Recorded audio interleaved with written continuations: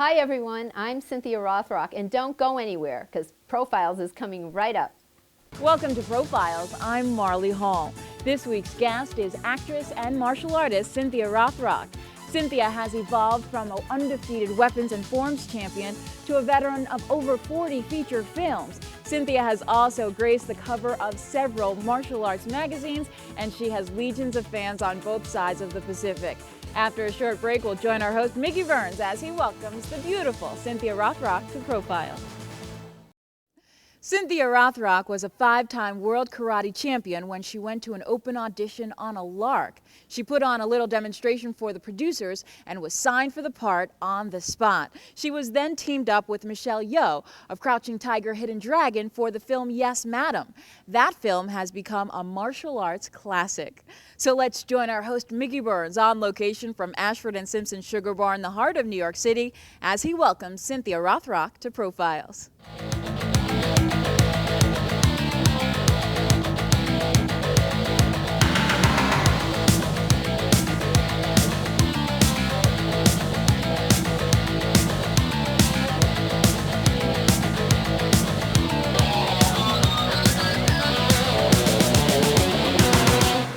Cynthia Rothrock, welcome to our show Profiles. Thank you.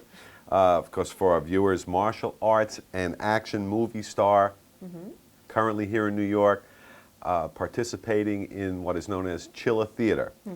It's not your first time. For our viewers, just explain to us, what is Chiller Theater? Well, Chiller Theater is an event where they have a lot of memorabilia from horror movies. It deals with a lot of, I think, the horror theme, and there's a lot of celebrities that come and sell autographs and pictures and meet the fans. And I think the first time I was here was in '99. It's just escalated, it just branched out. Like, I think Kevin is such a great man. The event is so much fun that everybody wants to come. So, you never know who you're going to see at the event. And thousands of people come from all over. Yeah. But you're an actress who has a unique story. It's extremely unique in that you traveled halfway around the globe in order to kickstart your movie career, and most of the early films that you made were made in Hong Kong. How did that happen?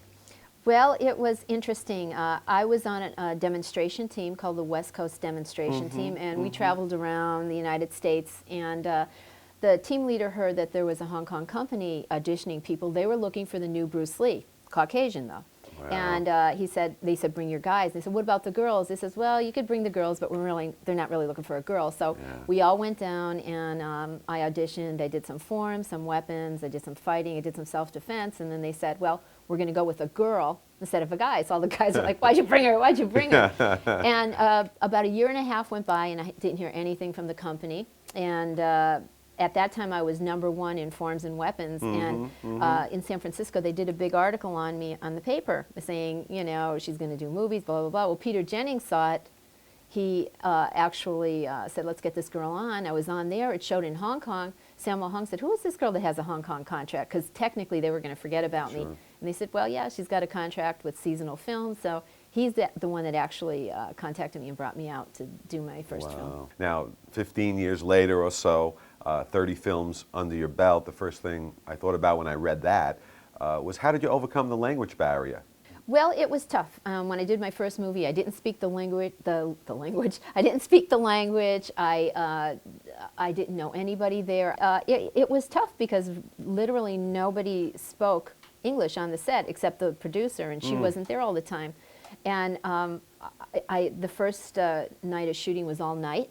I never was on the set before of a film, right? And they came up to me, and they said, okay, the producer said, we want you to say your lines in Chinese. Now, never mind, English. No, they weren't kidding. They were serious. So here I am trying to remember my lines in Chinese. And I remember, the director, he tried to say just action because, I was American and he could say that word. And I remember I go, yating hama hama hama hama hama hama. And they were going, good, good, good. Yeah, good, yeah. And they were like, I said, but I didn't say my line, and they said, I don't care, as long as you open your mouth and say anything, Yeah. Now, you've been training since you're 13 years old in the martial arts and currently hold 5 black belts in various martial art disciplines.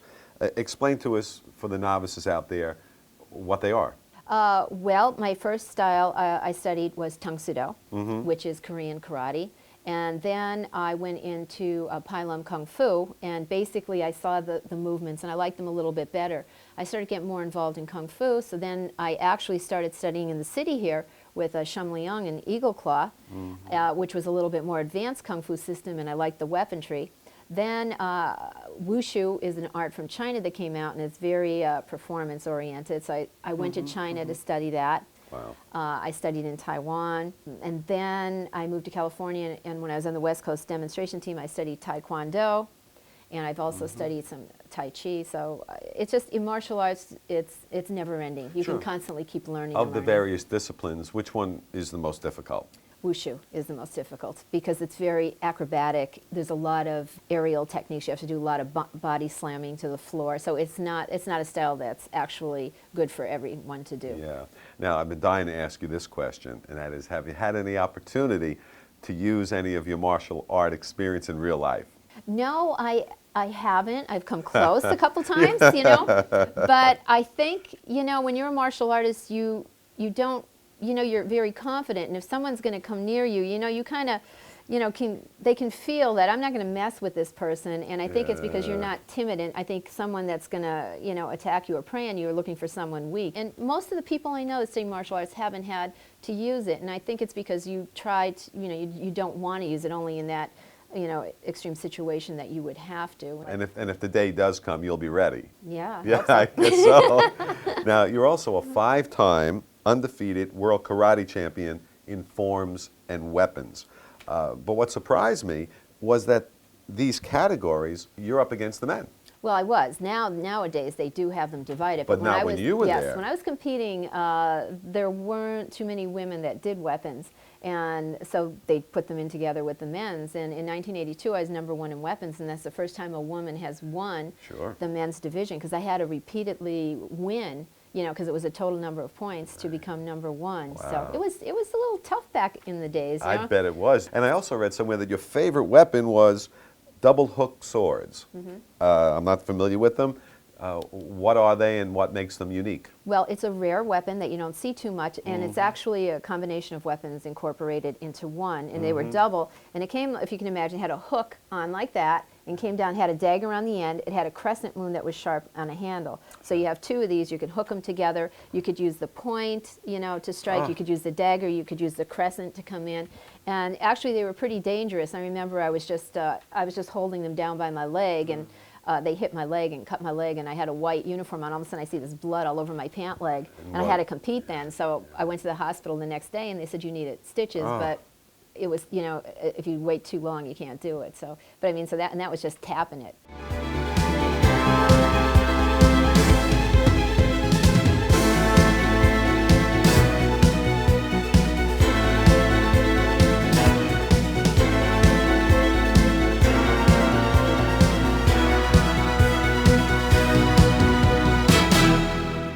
Stay right where you are. We'll be back with much more on Profiles with Cynthia Rothrock after these important announcements. Welcome back to Profiles. I'm Marley Hall. When Cynthia Rothrock teamed up with Michelle Yeoh in 1985 for her first film, Yes, Madam, little did she know that performance would establish a new genre of kung fu films, ones in which the female was now the star. Films like Crouching Tiger, Hidden Dragon, and Kill Bill would follow. Now back to Mickey Burns with Cynthia Rothrock.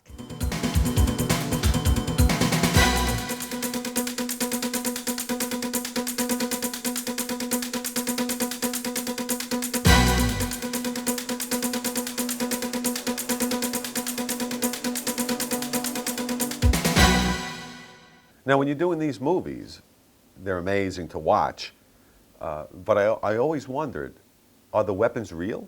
No.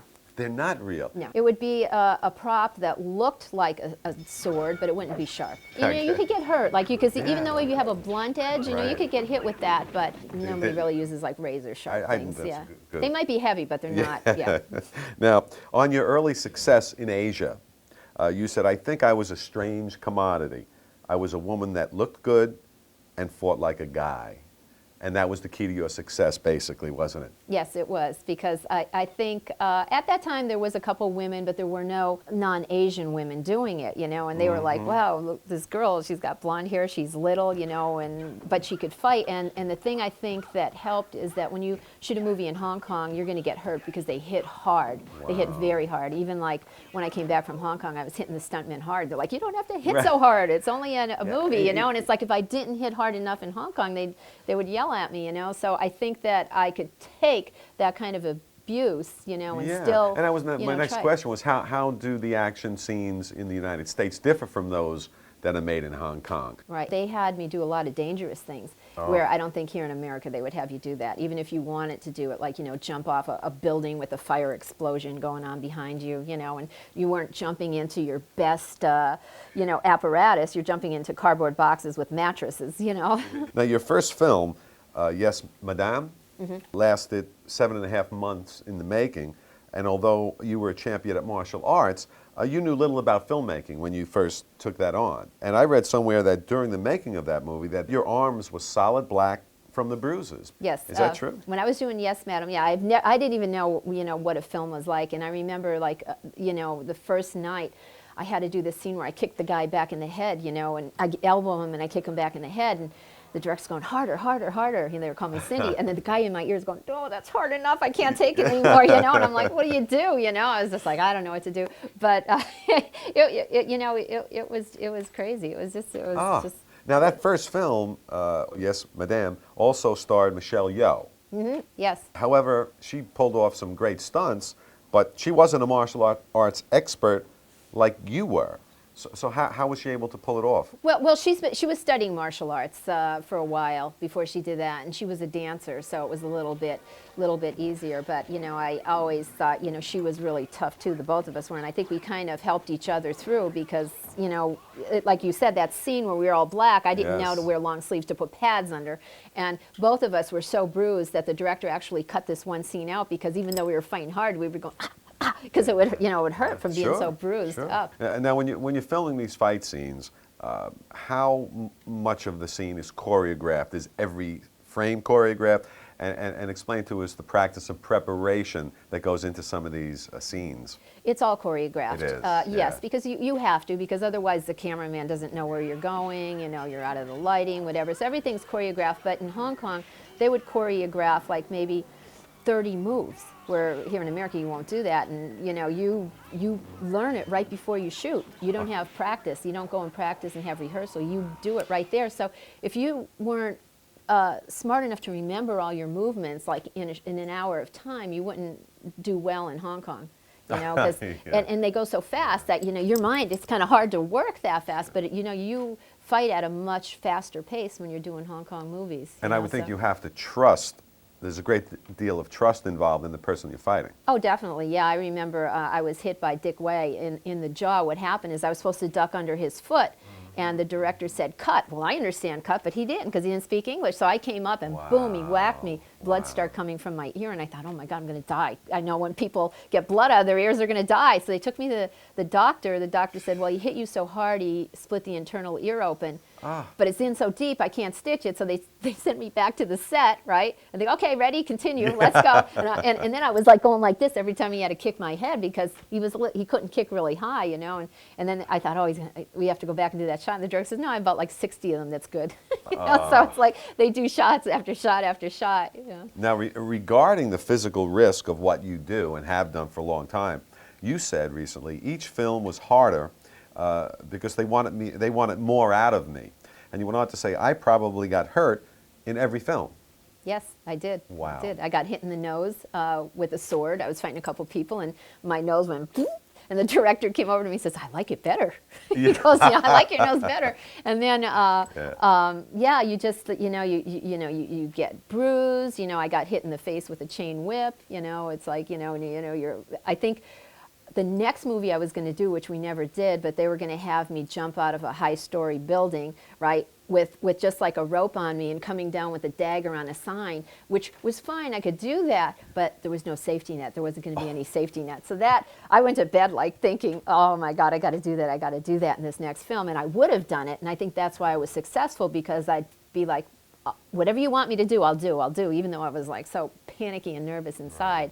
But But yeah, you were we never willing had to to do that one. test. Well, that made me nervous that there was no No, safety I net don't or blame you. anything, you know, Now- because they now- said we want to look down, and so we see that there's no net. Oh, that's scary. Now, recently, interest in the martial arts has reached an all-time high, especially due to the success of the Kill Bill movies. Now, Quentin Tarantino, who directed that film, gave his director of photography an extensive list of Hong Kong films as a crash course. What did you think of the film? I liked it. David Carradine's a good friend of mine. Yeah. So I was really interested in seeing it, you know, to see him. But, you know, it was good. I saw a lot of similar scenes. Yeah, I'm sure in you've there been, from, been there, done that. Wait a minute, that little sequence was from Yes, Madam, or something like that. So you could see where they kind of watched the Hong Kong films and did it. But I thought overall it was done really well. It was a fun film. However, they had the luxury of digital special effects. And when I was thinking of that, I said, I wonder how your movies would have been had you had that luxury of using the modern techniques. Well, you know, I was talking to Don Wilson, who's another karate guy, and he said, Cynthia, just think about this. You know, if you take one of the people that, you know, one of the actors that are learning martial arts and put them in our films that we're doing for under $1 million, you don't have special effects. You don't have the big stuntmen. You don't have all that. We're doing it just raw, just getting in front of the camera and doing it. And how many people could do a good movie that people would like if you don't have all that? And I said, you know, you're right, because we work to the, you know, the bare limit of anything you could do. It's just us. We have no special effects. You know, we don't have the big stunts. Grassroots. You know. Yeah, exactly.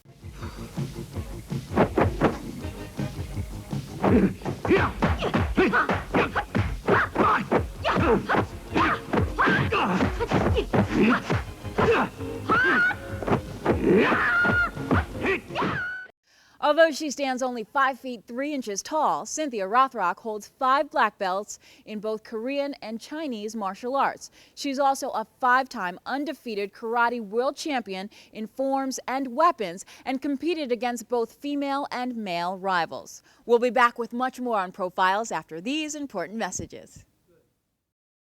Now back to Mickey Burns with martial artist and actress Cynthia Rothrock.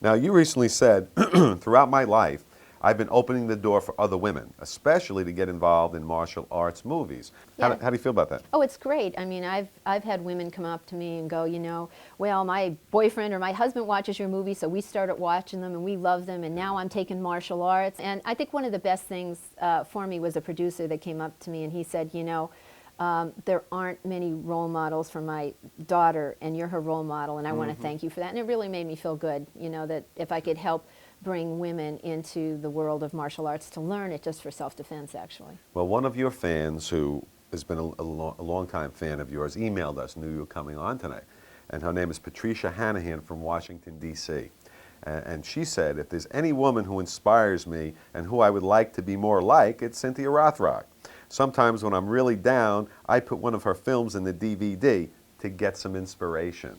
I thought that was really nice. That's sweet. I mean, that to me makes it worthwhile, everything that I've done, you know, because of course everybody, you know, when, you know, that time comes and you go beyond this world, you want to say, what did I contribute, you know, to the world? And I think that, you know, that I've helped, you know, people do it, even in martial arts. You know, when the women used to say, well, can you wear lipstick while you're doing martial arts? Or can you just, like, yes, you can, you know, or, you know, the big fallacy that, you know, you're a woman, you're not going to be able to, you know, defend yourself. And they say, I see you do it, so I know I could do it. Now, one of the current projects that you're working on now is, and it's exciting, is a comic book. Yes. Tell us about that.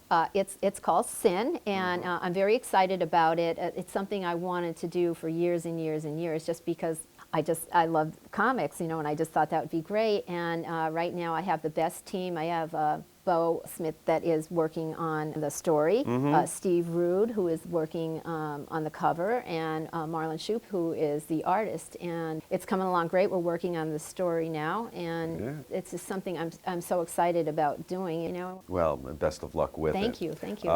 Now, for newcomers who are interested in getting involved, what type of workout would you recommend before they get started? Well, I think number one is you have to get your body in good condition no matter what you're doing. So. You know, you want to get your endurance up, you know, eat healthy. But one other thing is though, you know, when you're doing martial arts, you really can actually just get right in there and start it because that will get you in shape. You know, it's kind of like when you hear people say, well, I'm going to get in shape before I go to the gym. You know, you don't really need to do it. You just really just get right in, and that Sure. your program, your curriculum will have everything you need to get That's started. a great point. Do you have a workout program now, or is it just doing your martial arts? Well, no, I do. I do have a workout program. I have a different workout program what I do on a day-to-day basis, and then if I'm going to shoot a film, I'll bump it up a little bit more. Sure. You know, Like getting ready for a fight. Exactly, Same thing. exactly. I'll do that. For those 5 years I was #1, that's all I did was martial arts. I do maybe gymnastics, ballet, something that would help my martial arts. But then now it's like, well, I could go skiing. I could, you know, I could Sure. run. I could go swimming. I could do other things. So I incorporate a lot of different things. I'm very athletic and I like sports. So, you know, I'll do that with the martial arts. And I still teach. I teach some people privately. So I kind of work out with them. So I get some training in there. Now, those newcomers who are considering entering the martial arts, are there any secrets for the prevention of injuries as they enter this endeavor? Well, whenever you do any kind of sport, you could, you know, I think #1 is if you overdo it, you can cause injury, Good right? point. If you have a good instructor, then you're not going to get injured if you have a good instructor. But the main thing is don't, well, oh, this person could kick high, so, you know, don't get discouraged because you do the best you can do, you know. And when you're doing any kind of thing, my theory is if you feel a little pain, it's okay, but if it's to the point where you're making a face, and then you stop, you know, you take it back. You gotta, everybody's body's different, so you gotta kind of take it at your own individual level. Good advice. Now, in the future, what should we look for from Cynthia Rothrock? Well, I'm actually, well, Sin, of course, the comic book. Books Yes. will be huge. Yeah. And also, I'm talking to Farland Films, and we're probably going to put a project together next year. And I've kind of taken a couple years off on the film industry, but now I'm ready to get back involved in it a little bit more, you know. And we're hoping, you know, with the comic book that this will be good, and that also maybe you can transpire into maybe an animation series or a movie or something like that. Now, after look it's forward all- to anything I do, I guess. Absolutely. Now, after it's all said and done in this business, what would you hope that your martial arts legacy will be? What do I hope my martial? Yes. Oh, geez, I guess probably what we mentioned before, that she was a role model for women. You know, just like people that I have trained. You know, just to see them get better as a person, get healthier, get stronger, get more confidence. It's a feeling that, you know, I've accomplished a goal. I helped a person out, and someday they might help someone else. They might protect themselves. They might protect their family, which is priceless, you know. And if you can give that to someone, you know, you really, there's not much more, you know, that, you know, that's like, it fills your heart up that you did a good job. Sure. Well, Cynthia Rothrock, world champion, martial arts expert, and movie star. Just want to wish you the best of luck with all your endeavors in the future. And thanks for stopping by Profiles Oh, today. thank you, thank you. It's been my pleasure. Thanks.